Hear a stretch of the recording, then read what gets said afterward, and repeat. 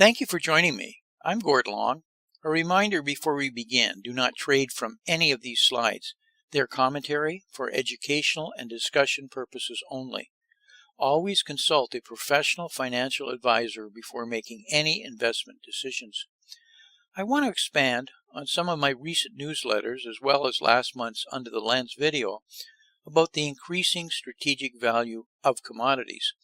In last month's Under the Lens video, I began to lay out the thesis that there is a strategic shift occurring in the importance of commodities further advanced by the U.S. and other developed nations placing sanctions on Russian economic activity. The sanctions were intended to both stop Russian military aggression against Ukraine, but additionally punish Russia. As we previously wrote, they have resulted in what many deem as unintended consequences.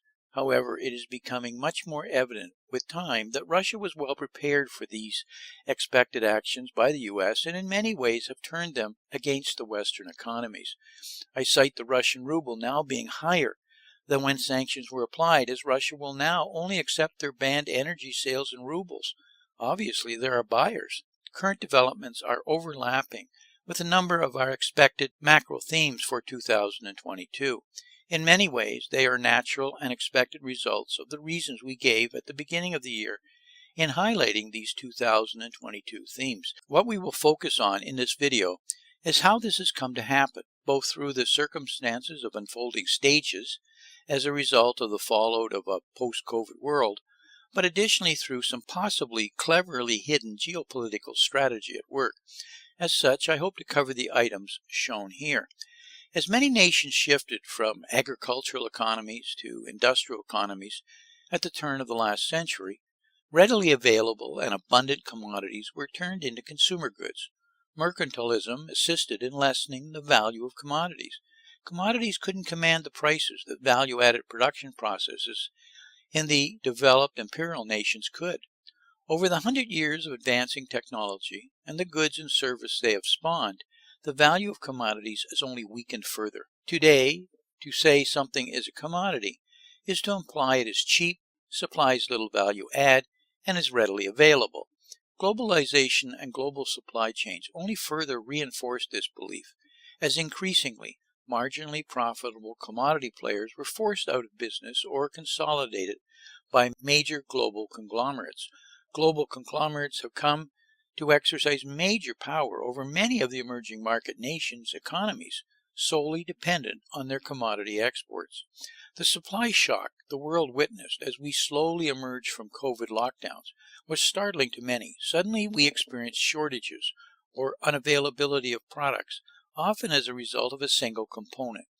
We were faced with the reality of supply chains and their inherent design of foreign dependency on the basic needs of a high value-add economy. Prices quickly shot up, creating inflation shocks as basic supply-demand pricing mechanics took over. The demand-supply curve was alive and well and not relegated to the dustbin of history. Hidden beneath all the headlines of the goods we understood was also the fact that shortages were highly centered in supplying basic commodities from oil and gas to cocoa and coffee to rare minerals and mined metals, along with commodities used in the more visible consumer demand goods. Fossil fuels have been the target of carbon reduction and the shift to green technology for a decade now, more increasingly so in the last 5 years. Few of the aggressive green activists have any understanding of how many products are totally dependent on the carbon-based fossil fuel production process. This chart illustrates just 72 critical industrial sectors. Automotive is only one sector, but is the holy grail for elimination by the green movement, with no consideration for the full fallout. It is naive, careless, or is an attempt to achieve more than just a green technology revolution. Don't for one moment think I'm not myself pro-green. However, the food products I buy come in plastic containers. Cosmetics my wife uses depends on them. Fertilizers I plant my garden with are based on them. And the list goes on. We have been and are presently slashing investment in anything termed fossil and making corporate ESG goals anti-fossil. To me, our uninformed, poll-driven politicians are like turning kids loose with matches to play with in a dry forest. As I pointed out in Putin's chessboard, we have forgotten that an industrial nation is built on cheap energy to drive productivity and readily available, inexpensive materials to feed production. Without both, a country's competitive advantage and standard of living quickly vanishes. It is worth spending some time talking about the commodity sectors, as few really appreciate it, other than it is something that is traded in the futures pits. That in itself is problematic, since commodities are therefore valued as nothing more than speculative paper financial instruments, manipulated by traders and speculators and prone to wild and erratic price swings. Many economies have to live within these seemingly irrational realities. Approximately 53 countries, or nearly 30% of all countries in the world, are dependent on various types of fuel-based commodities as their #1 export, supporting their entire economy. 50 countries, or nearly 27%, are dependent on metal, mineral, or organic as their top export. 35 countries, or approximately 19%, on food or produce commodities. We therefore have around 138 countries, or 3/4 of all the countries on the planet, having economic dependency on the export of commodities. In many ways, they are still the feudal mercantile slaves of old. These are countries that have been relegated to the bottom of the perceived value chain with little economic leverage, dependent on the value of the US dollar for the pricing of their product at the cost of their own currency, little political power, and often having low standards of living as a result of this. There are some very major ingrained concerns on their behalf. As I laid out in the Putin's chessboard video last month, many of these countries have now banded together under various organizational structures led by China and Russia. Together they have power. Power that I will show you will soon result in increased pricing power. I won't go into the geopolitical strategy and consequences here, but rather refer you to the Putin's chessboard video and a number of my supporting newsletters which expand on this video, which I have published recently. The returns on commodities over the last 2 years are reflecting this increasing pricing power. I believe this is only the beginning as we enter the commodity super cycle, which I laid out a couple years ago as a major investment theme for this decade. This chart puts into perspective the importance of oil relative to major metal commodities. As you saw on the prior slide, approximately 53 countries in the world have fuel as their #1 export. This chart is showing only oil. There are other fuels like LNG, which shows you how important energy products are. As we have seen with recent price surges at the US pump and major shortages in Europe and the UK, energy has become a prime-time topic over the last 12 months. Also missing from this chart is the entire global food and produce sector, which we'll get into in a moment. Though by size rare earth minerals didn't make the last chart, they have become strategically important in the high technology world we now live in. Increasingly, small deposits and a few mines can dominate supply and availability of sophisticated products. Even larger and once available minerals such as lithium, cobalt, and nickel has become problematic as battery-powered EV transportation becomes mainstream in a global economy of 8.3 billion people. As significant as the mounting supply problems are in the area of energy and minerals, my bigger concern in the longer term is food and produce. China has been stockpiling commodities since 2019, and according to estimates recently by the U.S.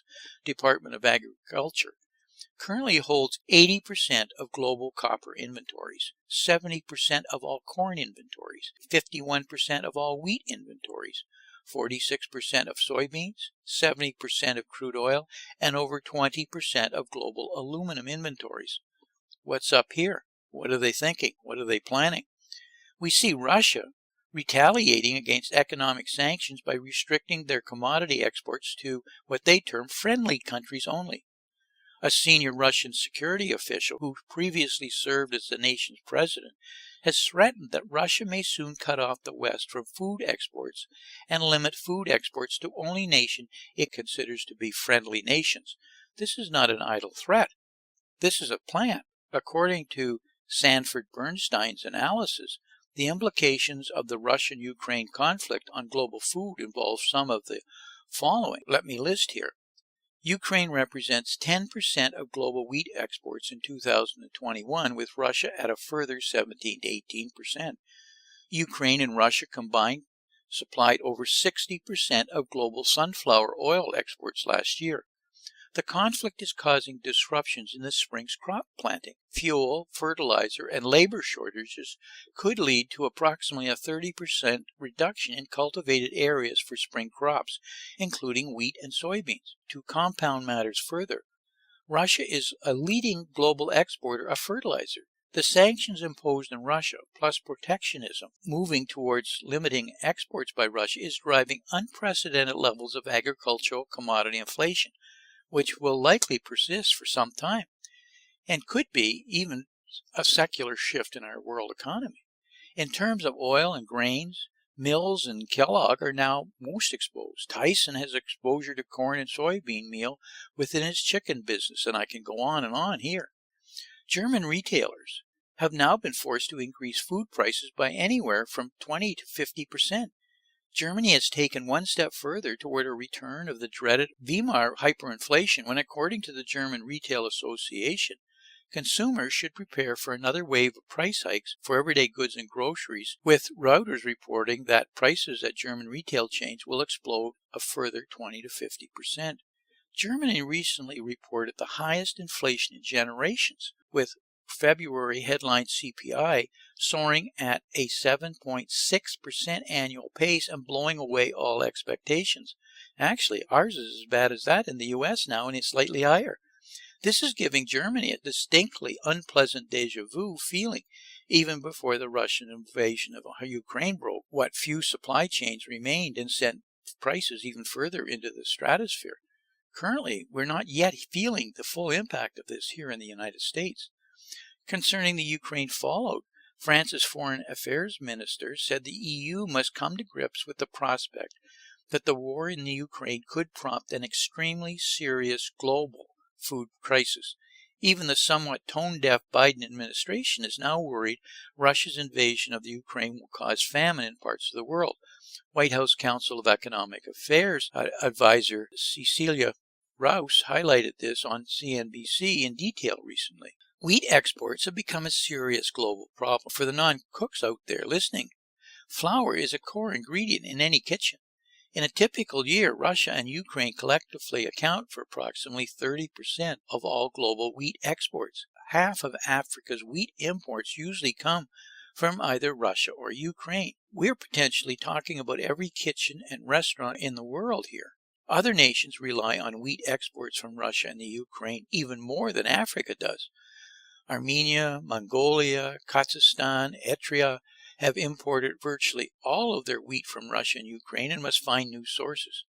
But they are competing against much larger buyers, including Turkey, Egypt, Bangladesh, and Iran, which have obtained more than 60% of their wheat from the two warring countries. Fertilizer shortages have become a serious problem with farmers. Since this time last year, some fertilizer prices have gone up as much as 300%. Many farmers in Africa will not be able to afford fertilizer at all this year, and it is being projected that this will reduce agricultural production by an amount capable of feeding 100 million people.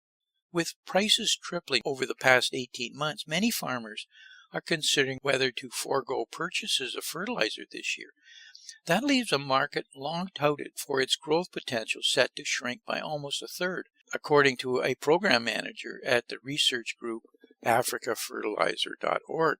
That could potentially curb cereal output by 30 million tons, enough to feed 100 million people. Russia is normally one of the biggest global exporters of fertilizer. Russia is a key global player in natural gas, a major import to fertilizer production. Higher gas prices and supply cuts will further drive fertilizer prices higher. Russia is one of the biggest exporters of the three major groups of fertilizer: nitrogen, phosphorus, and potassium. Physical supply cuts could further inflate fertilizer prices globally.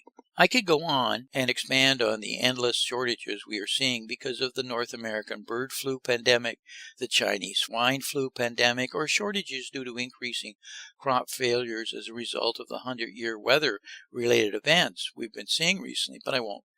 I talked extensively about weather issues in the March Under the Lens issue entitled Greenflation, and I'll refer you to it. The head of the UN World Food Program says that what the planet is now facing is unlike anything that we have seen since World War II. And I quote them, Ukraine has only compounded a catastrophic issue on top of a catastrophic one already in existence. There is no precedent even close to this since World War II, and that's according to the executive director of the World Food Program for the United Nations Agency, which feeds 125 million people a day. The head of BlackRock is now warning that this will be the very first time this generation, and I quote, is going to go into a store and not be able to get what they want.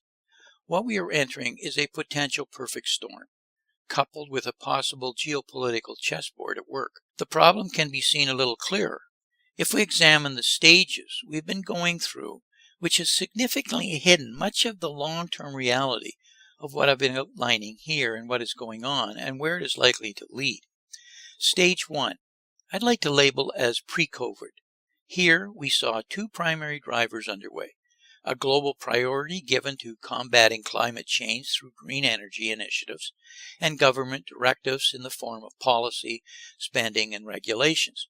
Nowhere was this more evident than in Europe, where it resulted in the elimination of nuclear energy throughout countries like Germany, a widespread shift away from fossil fuel and coal-generated electricity to gas, solar, and wind. And number two, investment in fuel exploration and production was intentionally hindered through regulations, carbon taxes, and public policy to force the shift in cost effectiveness of green technologies. Stage 2, I would label as COVID lockdowns. Here we also have two new drivers of economic conditions. Everyone is well aware of the supply chain shock that COVID lockdowns precipitated. Workers around the world were unable to go to work. Companies were shut down or attempted to have employees work from home where possible. The world had not seen a supply shock like this on such a massive worldwide basis ever before. With the world operating on a JIT system, that is just-in-time, Kanban, or pull system, where products arrive exactly when needed and not inventory, this meant even areas less impacted by COVID were impacted by their suppliers. The pipeline was quickly bled dry. Appreciate that many industrial and commodity processes are not easily started up once stopped. They're not like lights that go on once the switch is flipped. There are delays, complications, costs that are incurred. Additionally, critical skilled employees may no longer be available or have found other work out of simple necessity to survive. During COVID, the world also experienced unprecedented weather-related natural disasters that impacted food and produce commodity suppliers. Again, I talked about this in the March Under the Lens issue entitled Green Inflation, and how inflation shock was generated from wheat and corn to Brazilian coffee and cocoa to wines, and even Taiwan semiconductors depended on water supplies that were disrupted by natural disasters.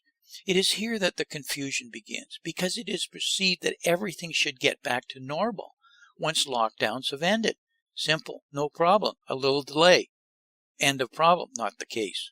The overlapping consequences of these four disruptions that I've outlined so far are not fully appreciated. But wait, it actually gets worse. Stage 3, I would label as post-COVID lockdowns. Here, we have once again two additional drivers on top of our previous four of conditions within the commodity sector. First, the economic sanctions imposed by the U.S. and other Western developed economies abruptly halted trade with Russia, with the exception of certain dependent EU countries. Russia's major exports are energy, as I've said before, at 54% of total exports, metals and minerals at approximately 12%, food at just over 7%, precious metals, stones, and raw materials like wood at 10%.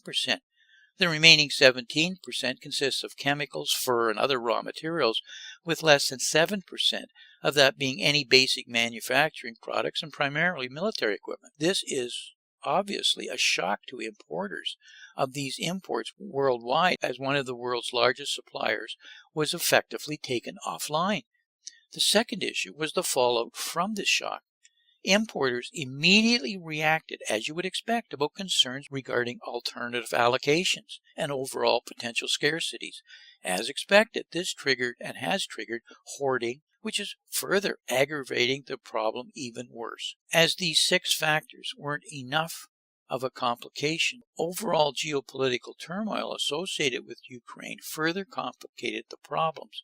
Many suppliers trying to recover from the COVID lockdown and ramp up production were again faced with transportation bottlenecks and costs, continued shortages, and trade impediments, indirectly the result of the sanctions and rising production costs. We have a perfect storm, which has prompted stage 4, which we're currently in. It isn't just shortages and scarcities that we face, but now we're seeing allocations, bans, and predatory actions being taken across the commodity complex. We can expect this to get much worse as the China-Russia-led commodity consortium of countries shown earlier begins to exert their newfound power to leverage achieving other political and social needs. Stage 5 will see countries using their leverage to gain competitive advantage, which is no doubt something we should expect. Rising commodity prices will finally give many players their wealth to further develop this competitive advantage. China and Russia are already doing this, as they force countries to now use the yuan and ruble to trade with them. The recent collapse of the petrodollar has already seen Saudi Arabia start shipping oil to China and accepting Chinese currencies. Countries like Israel last week reduced its forex reserves of US dollars by close to 10% to reflect shifting needs. Many countries have stopped using US treasuries to hold their US dollar foreign reserve currencies in. They have less need for it. In turn, U.S. Treasury yields have spiked dramatically as bond prices have fallen based on reduced demand, coupled with selling of existing holdings. The ramifications of these drivers are only beginning to unfold and are going to be much bigger than most yet appreciate. The fallout is going to be both a result of these drivers, but also further drive greater impacts. As we laid out in my recent macroanalytics video with Charles U. Smith, the most significant changes are going to be those shown here. I refer you to our 37-minute video for the details, but it involves the beginning of a global rebalance of standards of living, degrowth, reshoring, definalization, and deglobalization. This is not to say they're going away, but only they are decoupling as core expectations in a new world order. A geopolitical world shifting from a unipolar world to a multipolar world. A global reset and rebalancing of consumption and standards of living between Western economies and emerging economies. And unfortunately, the likely outcome of mega corporations emerging as crony capitalists become even more powerful. As I always remind you in these videos, remember, politicians and central banks will print the money to solve any and all problems, until such time as no one will take the money or it is of no value. That day is still in the future, so take advantage of the opportunities as they currently exist. Investing is always easier when you know with relative certainty how the powers to be will react. Your chances of success go up dramatically. The powers to be are now effectively trapped by policies of fiat currencies, unsound money, political polarization, and global policy paralysis. I'd like to take a moment as a reminder, do not trade from any of these slides. They are for educational and discussion purposes only. As negative as these comments often are, there has seldom been a better time for investing. However, it requires careful analysis and not following what has been traditionally the true and tried approaches. Do your reading and make sure you have a knowledgeable and well-informed financial advisor. So until we talk again, may 2022 turn out to be an outstanding investment year for you and your family. And I sincerely thank you for listening.